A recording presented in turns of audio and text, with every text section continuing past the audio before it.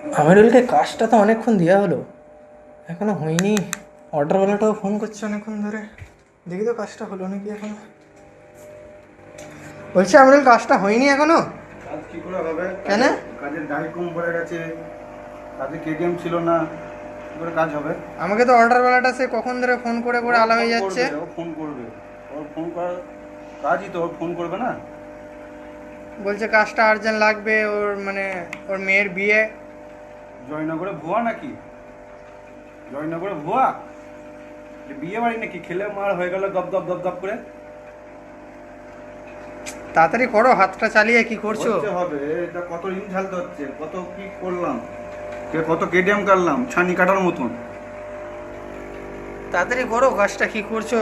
আমাকে ফোন করেই যাচ্ছে 100 বার, ফোনের ওপর ফোন। হবে, আমি কি করবো?